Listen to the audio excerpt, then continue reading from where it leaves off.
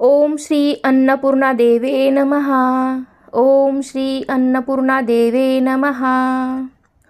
ओम श्री अन्नपूर्णा देवे नमः. जिने वाढलेल्या भिक्षांनामुळे स्वतः भगवान शिव आणि त्यांचा विश्वसंसार तृप्त होतो, परिपूर्ण होतो, अशी ती आदिशक्ती अन्नपूर्णा या नावाने प्रसिद्ध झाली. हिंदू धर्मात प्रत्येक गोष्टीला विशेष महत्त्व प्राप्त झाले आहे. दरवर्षी मार्गशीर्ष महिन्यातील पौर्णिमेला ही जयंती साजरी केली जाते. ही तिथी माता पार्वती म्हणून साजरी केली जाते. असे मानले जाते की एकेकाळी पृथ्वीवरती अन्नाचा तुटवडा निर्माण झाला, तेव्हा माता पार्वतीने लोकांचे दुःख दूर करण्यासाठी अन्नपूर्णा म्हणून अवतार घेतला. यावेळी अन्नपूर्णा जयंती म्हणजे 2025 मध्ये अन्नपूर्णा जयंती ही 4 डिसेंबर 2025 रोजी येत आहे. म्हणजेच येत्या गुरुवारी, या दिवशी मार्गशीर्ष गुरुवार सुद्धा असणार आहे. तसेच दत्त जयंती आणि मार्गशीर्ष महिन्यातील पौर्णिमेला अन्नपूर्णा जयंती साजरी करण्यात येते. त्यामुळे 4 डिसेंबर 2025 रोजी गुरुवारी अन्नपूर्णा जयंती साजरी करायची आहे. तर ही पौर्णिमा तिथी ही 4 डिसेंबर 2025 रोजी सकाळी 8:37 सुरू होईल. ती संध्याकाळी 4:43 असणार आहे. तर तुम्ही ही पूजा सकाळी 8:37 ते संध्याकाळी 4:43 कधीही करू शकता. तुम्ही सकाळची पूजा करताना सुद्धा अन्नपूर्णा मातेची पूजा केली तरीही चालेल. या दिवशी माता अन्नपूर्णेची मनोभावे पूजा केल्याने घरामध्ये कधीही अन्न, पाणी आणि पैशाची कमतरता भासत नाही. लोकांना अन्नाचे महत्त्व समजावे, हाच अन्नपूर्णा जयंतीचा उद्देश आहे. आपल्याला अन्नातून जीवन मिळते, म्हणून आपण कधीही अन्नाचा अनादर करू नये किंवा त्याचा नाश करू नये. अन्नपूर्णा जयंतीच्या दिवशी स्वयंपाकघर स्वच्छ करून गॅस, चूल आणि अन्न यांची पूजा केली जाते. अन्नपूर्णा मातेची पूजा कशी करायची हे अगदी मी साध्या आणि सोप्या पद्धतीने आजच्या व्हिडिओमध्ये दाखवणार आहे. त्याचबरोबर तुम्ही जर नवीन मूर्ती खरेदी करणार असाल तर ती कोणत्या दिवशी खरेदी करावी, तिची स्थापना कशी करावी किंवा देवघरामध्ये तुम्ही पूजा करत असाल तर मूर्ती कुठे आणि कशी ठेवावी, अशी संपूर्ण माहिती तुम्हाला मी आजच्या व्हिडिओमध्ये सांगणार आहे. तर व्हिडिओ शेवटपर्यंत पाहायला विसरू नका. पण त्याआधी आपल्या चॅनेलवरती तुम्ही नवीन असाल, माझे व्हिडिओ तुम्ही पहिल्यांदाच पाहत असाल तर चॅनेलला नक्की सबस्क्राईब करा. लगेचच व्हिडिओला सुरुवात करूया. अन्नपूर्णा जयंतीच्या दिवशी पहाटे सूर्योदयाच्या वेळी उठून अंघोळ करून पूजास्थळ व स्वयंपाकघर पूर्णपणे स्वच्छ करायचं आहे.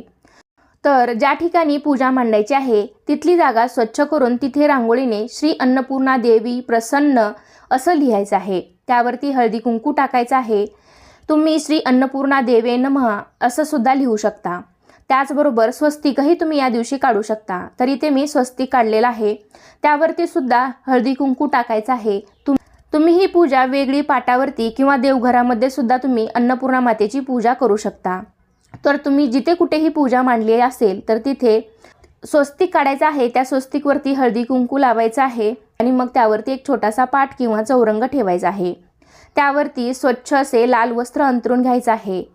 आपल्या देवघरामध्ये अन्नपूर्णा माता असतेच, पण ती कशी ठेवावी व तिची पूजा उपासना कशी करावी याबद्दल बऱ्याच जणींना माहिती नसते. तर अन्नपूर्णा देवीची मूर्ती ही दिसायला अशी असते. तर तुम्ही व्हिडिओमध्ये पाहू शकता. त्या देवीने हातामध्ये अशी आडवी पळी धरलेली आहे. अशा प्रकारे तुम्ही अन्नपूर्णा देवीची मूर्ती ओळखू शकता.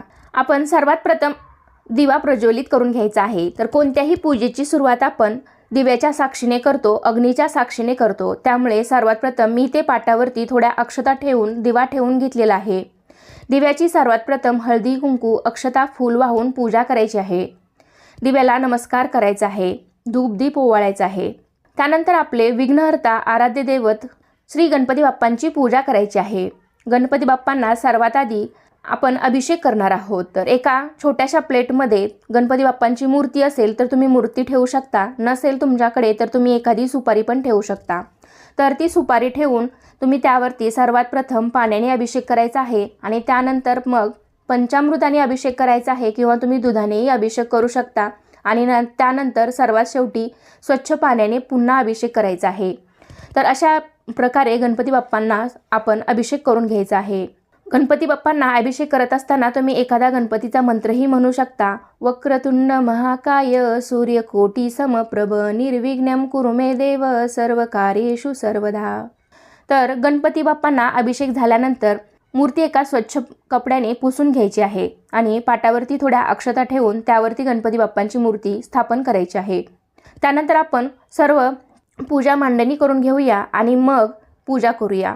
तर एका तामणामध्ये अन्नपूर्णा मातेची मूर्ती ठेवून त्यावरती आपल्याला अभिषेक करायचा आहे. प्रथम पाण्याने, त्यानंतर पंचामृताने किंवा दुधाने अभिषेक करायचा आहे. श्री अन्नपूर्णा देवे नमः, श्री अन्नपूर्णा देवे नमः, श्री अन्नपूर्णा देवे नमः. त्यानंतर पुन्हा स्वच्छ पाण्याने मूर्ती धुवून आपल्याला एका स्वच्छ कपड्याने पुसून घ्यायची आहे. असे म्हटले जाते की ज्या घरावर अन्नपूर्णा देवीची कृपा किंवा अन्नपूर्णा देवी प्रसन्न असते त्या घरामध्ये अन्नधान्याची कधीही कमतरता भासत नाही. त्या घरात सर्वजण निरोगी राहतात. त्यामुळे तुम्ही सुद्धा अन्नपूर्णा देवीची स्थापना किंवा पूजा ही नक्कीच करा. तर त्यासाठी आपल्याला एक वाटी किंवा प्लेट घ्यायची आहे. तर इथे मी प्लेट घेतलेली आहे. तर त्या प्लेटमध्ये किंवा वाटीमध्ये अर्धे असे तांदूळ भरून घ्यायचे आहेत. आपण त्या तांदळामध्ये अन्नपूर्णा देवीची स्थापना करायची आहे. तर तुम्ही तांबे, पितळ, चांदी किंवा मग स्टीलची वाटी आपल्या सर्वांच्याच घरामध्ये असतेच, तर स्टीलची वाटी घेतली तरीही चालेल. जर तुमच्याकडे चांदीची वगैरे असेल, पितळेची असेल तर तुम्ही तीही घेऊ शकता. तर इथे मी छोटीशी स्टीलची प्लेट घेतलेली आहे. त्यामध्ये तांदूळ भरून त्यावरती हळदी कुंकू टाकायचं आहे आणि त्यावरती आपण श्री अन्नपूर्णा देवीची स्थापना करायची आहे. आपल्या रोजच्या पूजेमध्ये सुद्धा आपण अशाच प्रकारे पूजा करायची आहे. तर फक्त जयंती दिवशीच नव्हे तर अशा प्रकारे आपण रोजच पूजा ही अन्नपूर्णा मातेची करायची आहे. पौराणिक मान्यतेनुसार एकदा पृथ्वीवर अन्नाची कमतरता होते आणि लोक उपाशी राहू लागले. हताश होऊन लोकांनी ब्रह्मा विष्णूंची प्रार्थना केली आणि त्यानंतर ब्रह्मा आणि विष्णूंनी शिवाला योगनिद्रेतून जागे केले आणि संपूर्ण समस्येची जाणीव करून दिली. समस्येचे निराकरण करण्यासाठी भगवान शिवाने स्वतः पृथ्वीचे निरीक्षण केले व त्यानंतर माता पार्वती अन्नपूर्णेचे रूप घेऊन पृथ्वीवर अवतरली आणि संपूर्ण लोकांचा उद्धार केला. तर हा दिवस मार्गशीर्ष पौर्णिमेचा होता. त्यामुळे या दिवसाला अन्नपूर्णा जयंती असे म्हटले जाते. सर्वात प्रथम आपण गणपती बाप्पांची पूजा करायची आहे.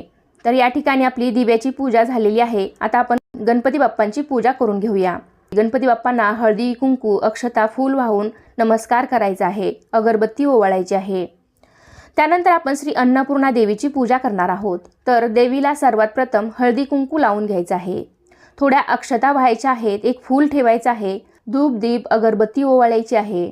प्रत्येक घरातील मुलीच्या लग्नाच्या वेळी मुलीचे कन्यादान करताना माहेरची माणसे आपल्या मुलीला अन्नपूर्णा देवीची मूर्तीही देतात आणि नववधू जेव्हा सासरच्या घरात प्रवेश करताना अशी अन्नपूर्णा देवीची मूर्ती घेऊनच आपल्या घरामध्ये सासरच्या घरामध्ये प्रवेश करते.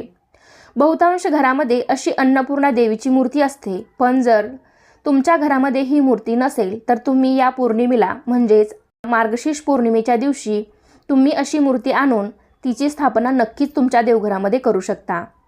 तर हा महिना आपल्याकडे खूप पवित्र महिना मानला जातो. मार्गशीर्ष पौर्णिमा ही अन्नपूर्णा जयंती म्हणून साजरी केली जाते. त्यामुळे तुम्ही नक्कीच या दिवशी मूर्तीची स्थापना आपल्या देवघरामध्ये करू शकता. तर इथे मी पूजा झाल्यानंतर देवीला माता अन्नपूर्णेला दूध साखरेचा नैवेद्य दाखवलेला आहे. त्यानंतर आपण या दिवशी गॅसची सुद्धा पूजा करणार आहोत. तर आपण गॅस सुद्धा स्वच्छ धुवून घेतलेला आहे. तुम्ही गॅस, शेगडी, स्टोवची पूजा करणार असाल तर ते आधी स्वच्छ करून घ्यायचं आहे. त्यानंतर त्यावरती ओल्या गंधाने स्वस्तिक किंवा 5 नाम ओढले तरीही चालतील. तर इथे मी 5 नाम ओढलेले आहेत. त्यानंतर आपण त्यावरती हळदी कुंकू अक्षता फूल वाहून गॅसची सुद्धा पूजा करणार आहोत. अन्नपूर्णा देवी म्हणजे थोडक्यात माता पार्वतीचे रूप आहे. त्यामुळे तुमच्या देवघरामध्ये जर शिवलिंग असेल तर त्या शिवलिंगाच्या बाजूला तुम्ही ही अन्नपूर्णा देवीची मूर्ती ही ठेवायची आहे.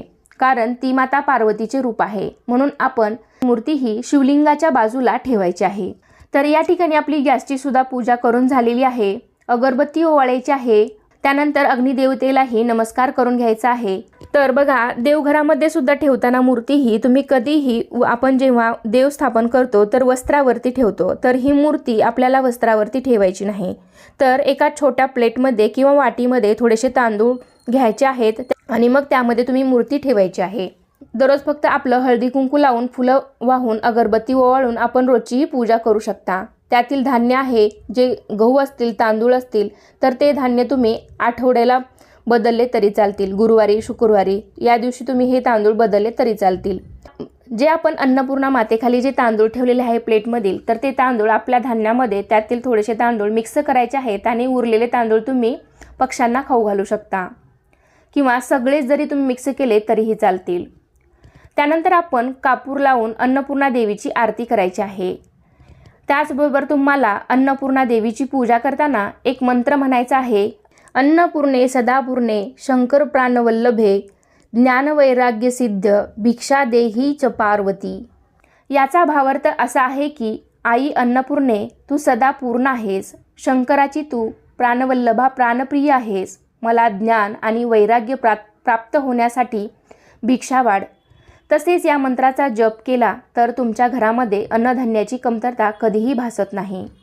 तर अशा प्रकारे माता अन्नपूर्णेची पूजा केल्यास अन्नपूर्णा देवीची आपल्या घरावरती अखंड कृपादृष्टी राहते आणि आपला संसार हा सुखाचा, आनंदाचा, भरभराटीचा होतो. घरामध्ये सुख, समृद्धी, शांती नांदते. त्याचबरोबर त्या घरातील कर्त्या स्त्रीच्या डोक्यावर अन्नपूर्णा मातेचा वरदहस्त असल्यामुळे तिच्या हाताने केलेल्या अन्नाला चवही खूप छान येते असे म्हटले जाते. तर अशा प्रकारे तुम्ही सुद्धा उद्या म्हणजेच मार्गशीर्ष दुसऱ्या गुरुवारी किंवा मार्गशीर्ष पौर्णिमेला अशी अन्नपूर्णा देवीची पूजा आपल्या देवघरामध्ये नक्कीच करा. तुम्हालाही याचा छान अनुभव येईल.